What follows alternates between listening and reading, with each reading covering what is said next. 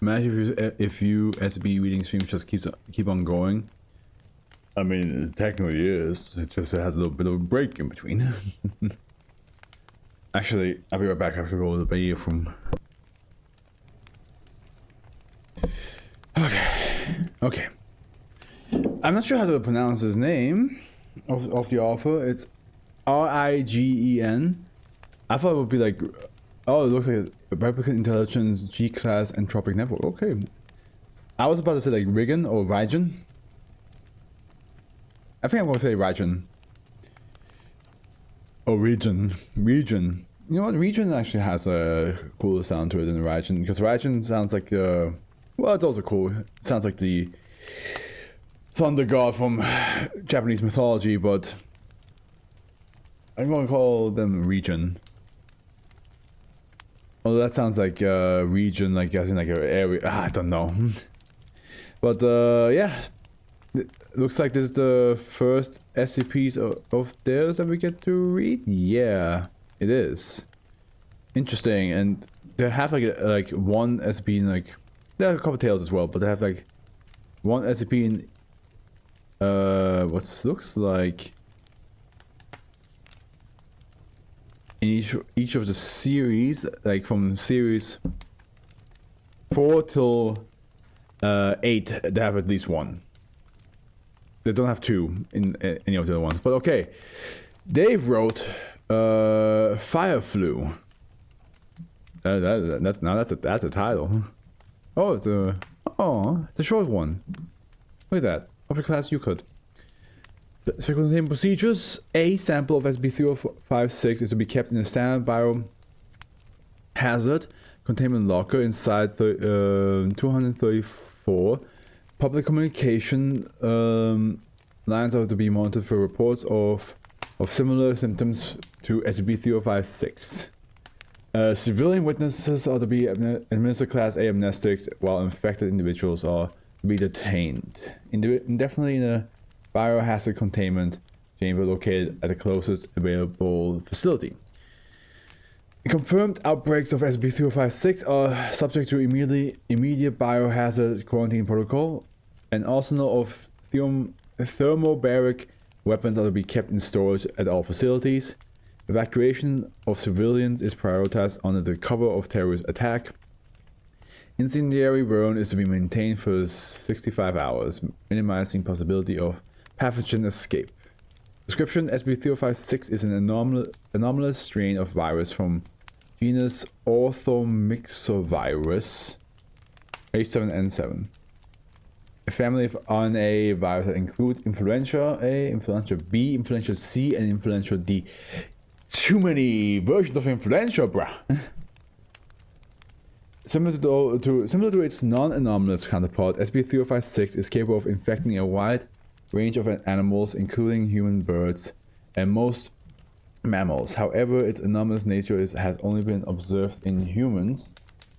Non-human animals infected with the virus show no noticeable symptoms in even the late stage of infection, due to the slight difference between the lytic cycle of the virus from natural apoptosis of lung cells, a part of virus reproduction cycles which results in the destruction of the infected cells, process to replace failing old cells with new healthy cells.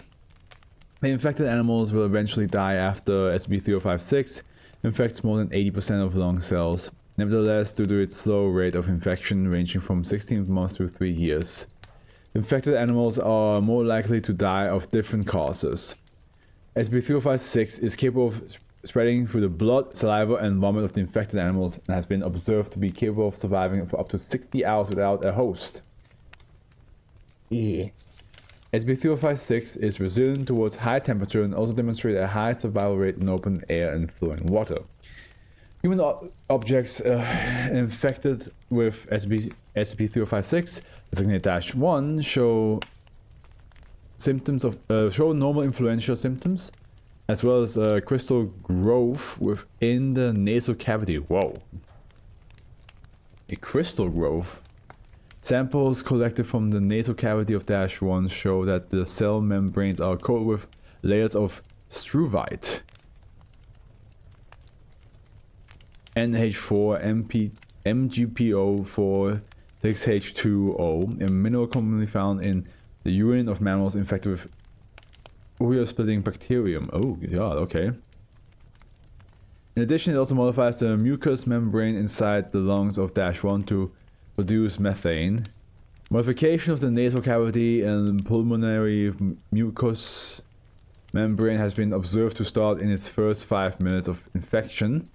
This process typically finishes within 24 hours of infection, immediately starting the methane production process in the lungs.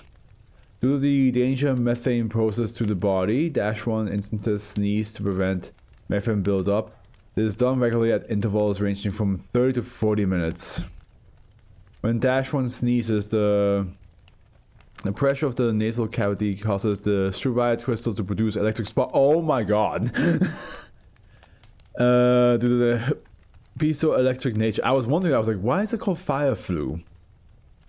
Now we know. The electric sparks ignite the methane gas expelled from -1 lungs, causing a mild conflagration within the mouth or nasal cavity of -1. Due to the full crystallization of the nasal cavity, -1 instances only report mild inconvenience and disabled sense of smell after each conflagration, without any observed danger to their health. Addendum 1. SCP-3056 was discovered in 1998, following several accounts regarding fire-breathing humans in redacted Japan. Of course. Several assessment team operators were dispatched by the Global Cold Coalition at the same time of the Foundation as the Foundation. Well, unfortunately, -1 instances could be recovered from the Foundation without incident. Infected animals were destroyed with the help of Global Cold Coalition operatives. The idea of like a crystal forming in your nose, so you lose, like, you know, you lose the sense of smell in that one. After, don't you hate it when you get the Fireflu sometimes? Yeah, man. The amount of property damage in my own home. God, like, luckily I have insurance. Luckily I get Fireflu insurance. I'll be like, yeah, I can't come to work today. I got the Fireflu. Sorry. I mean, you shouldn't. You should definitely not go to work or anywhere if you have the Fireflu. Imagine trying to like go shopping, and you're just in the shop in the grocery store. Just like,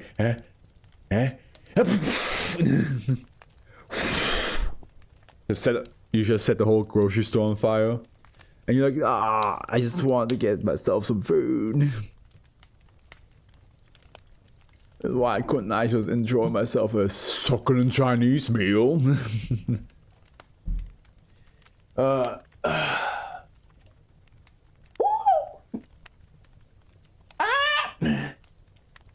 Stretch it. Yeah, okay. I got my own protection with his father. Boy, one day you gotta learn how to protect yourself without your dad. You gotta just learn how to protect yourself without your dad. You understand? Your dad?